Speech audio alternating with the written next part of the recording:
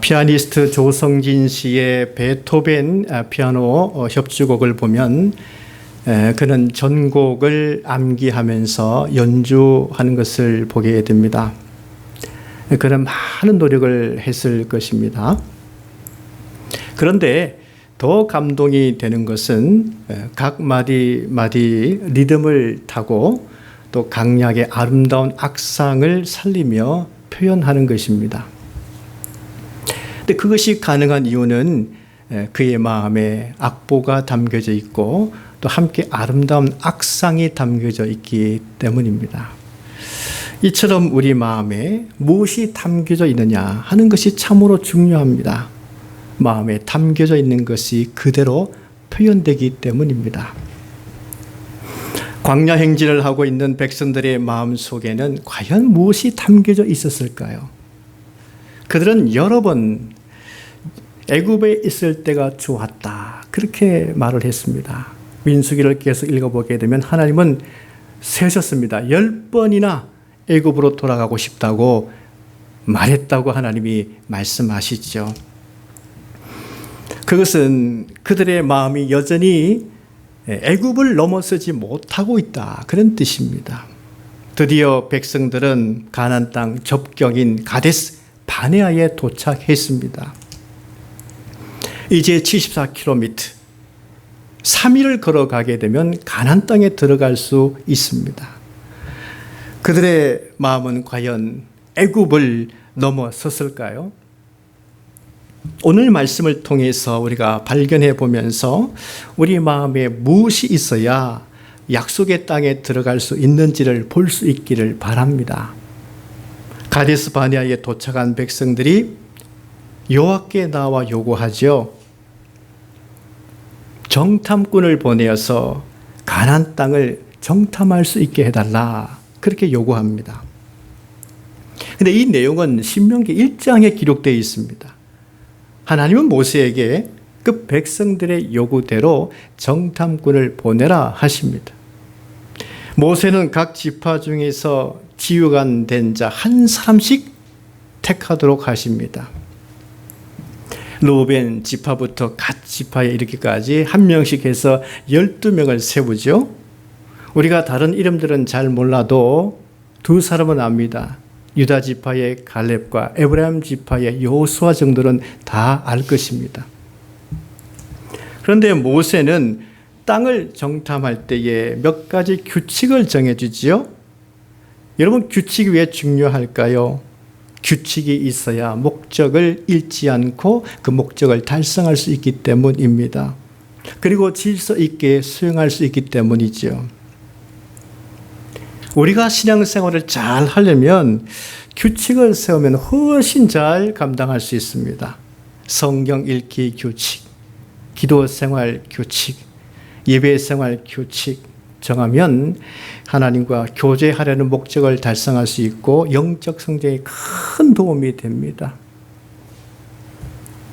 모세가 정해준 규칙은 민수기 13장 17절부터 20절에 잘 나타나 있습니다. 규칙은 무엇이었습니까? 우선 정탐하는 길을 정해지죠. 네겝 길로 행하여 올라가되 산지로 올라가라 정해줍니다. 이 네겝은 건조한 땅이지요. 작은 관목이 있는 땅입니다. 낮은 땅이란 말입니다. 그 다음에는 큰 숲이 있는 산지로 올라가라 이렇게 길을 정해줍니다. 그런데 그 길로 가게 되면 가나안 땅 중앙을 관통할 수 있습니다. 여기서 여러분들에게 질문 드려보겠습니다. 가나안 땅 정탐이 아닌 정복할 때에도 이 길로 들어갔을까요? 전혀 다른 길로 들어갔습니다. 요단을 건너서 동에서 서로 여리고를 점령하면서 들어갔습니다. 왜 길이 달랐을까요? 이 정탐의 길은 백성들이 과연 믿을만한가 의심하면서 들어선 길이었기 때문입니다. 그러나 정복의 길은 하나님을 신뢰하면서 따라가는 길이었기 때문에 달랐습니다. 우리는 어떤 자세를 가져야 할까요? 하나님은 과연 믿을 만한 한 분인가? 하지 말고 하나님을 온전히 신뢰하면서 따라가야 합니다. 그 다음 규칙을 보면 정탐 내용을 전해주고 있죠. 그 땅 거민이 강한지 약한지 그리고 많은지 적은지를 알아보라 했습니다. 그리고 그들이 사는 땅이 좋은지 나쁜지, 사는 성읍이 진영인지 산성인지를 알아보라 했습니다. 그리고 세 번째는 그 토지가 비옥한지 메마른지 나무가 있는지 없는지를 알아보라고 했습니다. 그 다음에 당부하기를 담대하라 했습니다. 여러분, 모세가 왜 정탐꾼들에게 담대하라고 말씀을 했을까요? 개인적인 심약한 감정에 따라서 땅에 대한 잘못된 평가를 하지 말라는 뜻이었습니다. 사실 하나님께서 이미 그 땅을 백성들에게 주신 땅입니다. 그러니까 땅의 상황 때문에 겁먹지 말라는 모세의 전한 말이었습니다. 그리고 모세는 그 땅에 포도 실과를 가져오라고 했지요. 실제 젖과 꿀이 흐르는 풍성한 땅인지 확인해 보라는 뜻입니다. 그들은 모세가 말한 대로 네겝으로 향하여 올라갔습니다. 그리고 그들이 남방인 헤브론에 도착했죠. 그들이 제일 먼저 만난 것은 그 땅의 강한 거민인 아낙 자손을 만나게 됩니다. 그만큼 남방의 헤브론은 비옥하고 살기 좋은 땅이라는 뜻입니다. 그런데 그들은 강한 거민을 보는 순간에 두려움의 안경을 쓰기 시작했습니다. 그들은 그 두려움의 안경을 쓴 채 40일 동안 산지를 돌아다니고 골짜기까지 다 탐지했습니다. 그런데 두려움의 안경을 써서 40일 동안 다니다 보니까 하나님께서 이미 주신 땅임에도 불구하고 확신을 가지지 못했습니다. 이 두려움의 마음은 그들이 보고회를 할 때도 그대로 드러났습니다. 이제 40일 점탕한 다음에 돌아왔습니다. 회중들을 다 모아놓고 보고회를 하게 되었습니다. 온 회중은 얼마나 큰 기대감을 가지고 나왔겠습니까? 근데 그들은 제일 먼저 헤브론에서 따온 포도송이와 성류와 무화과를 보여줍니다. 과연 젖과 꿀이 흐르는 땅이구나 했습니다. 백성들은 그 순간 만개한 표정으로 서로 얼굴을 쳐다보면서 기뻐했을 것입니다. 그런데 그 다음이 문제가 되었습니다. 모세는 정탐만 하라고 했습니다. 그런데 10명의 정탐꾼들은 평가하기 시작했습니다. 이 평가는 28절에 나타나 있죠. 그러나 이 말을 하는 순간에 평가가 시작되었습니다. 그러나 이 단어는 접속 부사로서 앞의 내용과 전혀 상반되는 내용을 사용할 때에 사용되는 단어에 불과하지만은 그 위력은 파괴적이었습니다. 말하자면 앞의 내용이 아무리 좋아도 그것을 송두리째 부정할 수 있는 단어가 그러나입니다. 그러니까 백성들의 마음속에 그동안 고생해서 기다림 끝에 가데스 바네아까지 걸어왔는데 그 기대감과 환희, 하나님을 믿고 따라온 믿음 이 두 가지를 일순간에 소멸시키고 많은 무서운 평가가 바로 그러나 이 단어인 것입니다. 그러니까 그들은 가나안 땅은 젖과 꿀이 흐르는 땅임에도 불구하고 그것을 완전히 부정할 수밖에 없는 이유와 평가를 내리는 것입니다. 그러나 이 단어 때문에. 28절 말씀 보세요. 그 땅 거주민은 강하고 성읍은 견고하고 힘이 클 뿐 아니라 거기서 아낙 자손을 보았으며라고 기록되어 있습니다. 모세는 그냥 그 땅이 거주민이 강한지 약한지, 성읍이 진영인지 요새 같은 산성인지를 확인하라고만 했습니다. 그런데 그들은 그 땅 주민들은 거주민들은 힘이 크다고, 힘이 크고 강하다고, 그들의 성읍은 견고하되 심히 견고하다고 그들은 평가하기 시작했습니다. 여러분, 여기 그들이 심히 크다고 평가한 것은 우리는 그들을 감당할 수 없을 만큼 작고 작은 사람에 불과합니다. 그러므로 우리는 절대로 그들을 이길 수 없습니다라는 마음인 것입니다. 그들은 지금까지 열심히 달려왔습니다. 이제 마지막 골인 지점을 앞두고 있습니다. 그동안 산을 넘고 또 산을 넘어왔습니다. 8부 능선, 9부 능선, 이제 10부 능선 정상을 앞두고 있습니다. 그런데 여러분, 정상이 보이는 9부 능선까지 왔을 때가 가장 지친다고 하지 않습니까? 근데 그 순간을 이겨내야 되는 것입니다. 그때는 정신력이 필요합니다. 그리고 저 정상에 도달할 수 있다라고 하는 신념이 있어야 됩니다. 그런데 안타깝게도 10명의 정탐꾼들은 정신력이 바닥났습니다. 신념도 바닥났습니다. 더군다나 여호와 하나님을 믿는 믿음까지도 바닥나고 말았습니다. 누구를 보았기에 이와 같은 표현을 했을까요? 헤브론에 사는 아낙 자손을 보았기 때문입니다. 아낙이라고 하는 말은 목이 길다, 목이 강하다, 그런 뜻입니다. 그러니까 그들은 키가 큰 사람들이죠. 그 다음부터는 남방에는 아말렉이 살고 산지에는 헷 족속, 여부스 족속, 아모리인들이 살고 있습니다.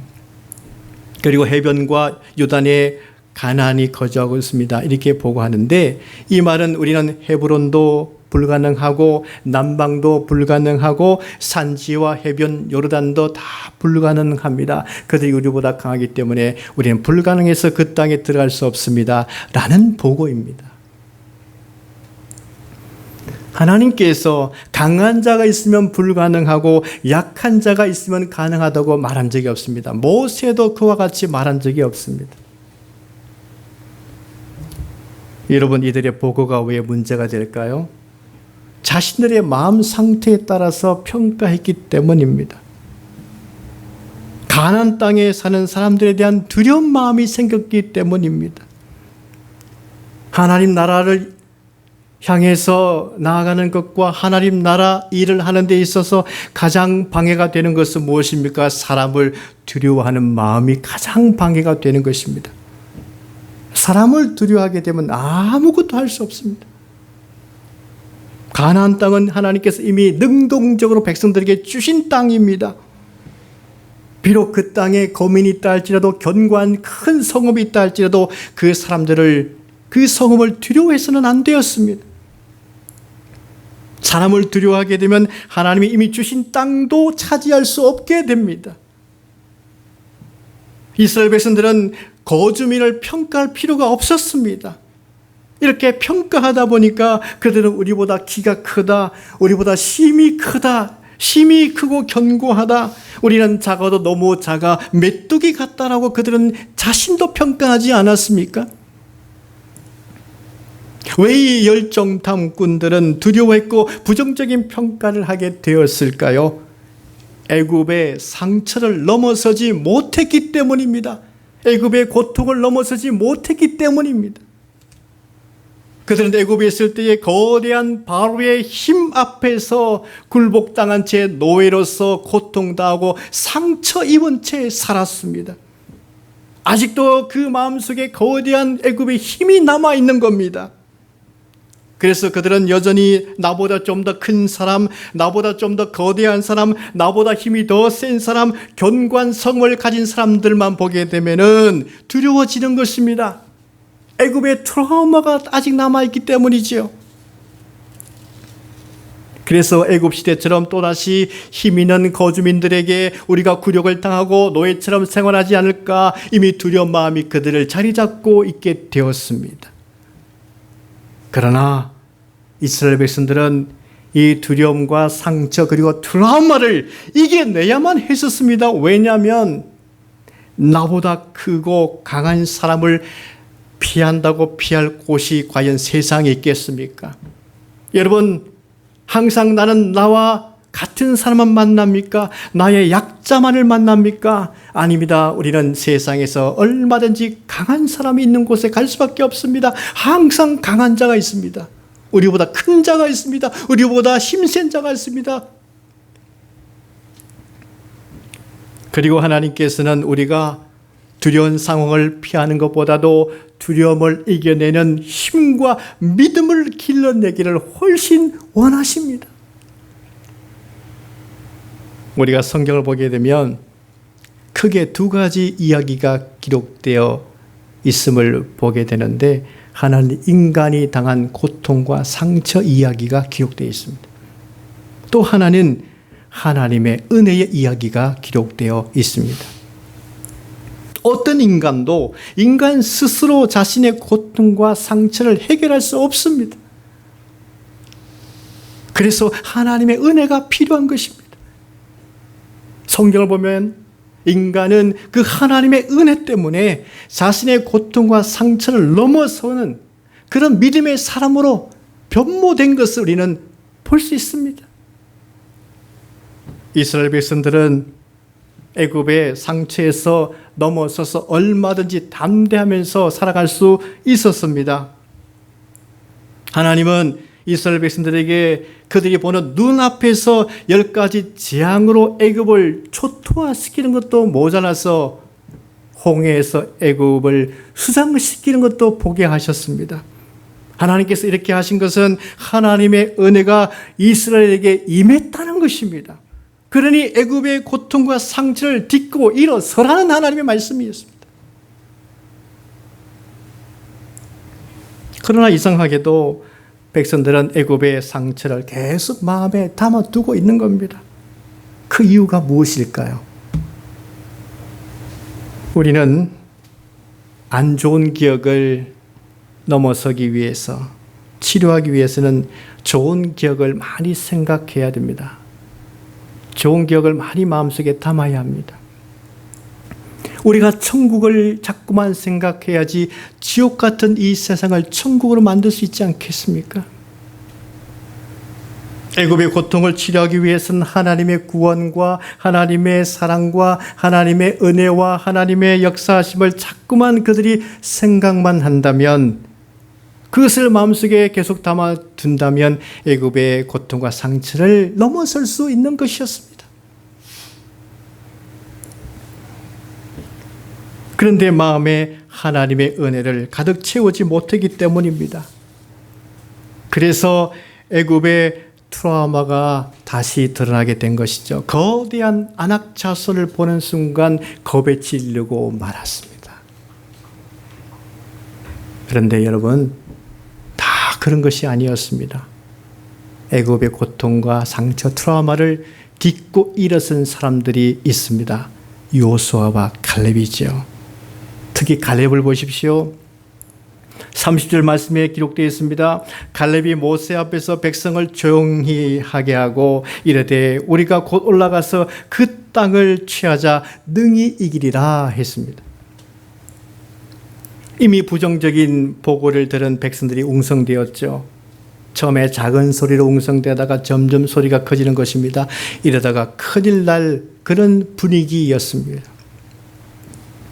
그런데 이 믿음의 사람 갈렙은 그 백성을 조용하게 했습니다. 이 갈렙은 참 훌륭한 사람입니다. 최대 다수가 다 부정적인데 거기에서 바른 말을 한다는 것은 참 어려운 일입니다. 돌에 맞아 죽을 각오를 해야 되는 것이죠. 14장 말씀 보게 되면 실제 백성들이 여호수아와 갈렙을 돌로 치려고 했습니다. 그때 여호와께서 회막에서 영광을 나타내셔서 그들을 막으셨습니다. 그만큼 위기의 순간이었습니다. 갈렙은 웅성대고 소동되는 백성들을 조용히 시키죠. 우리가 옛날 개역 한급한 성경을 보게 되면 안돈시키다 이렇게 기록되어 있습니다. 안돈시키다. 이 안돈시키다 하는 말은 잠잠하게 만들다 그런 뜻입니다. 그런데 히브리어 성경을 보게 되면은 히브리어에는 하사라는 단어를 쓰는데 이 말은 조용히, 쉿 이런 표현입니다.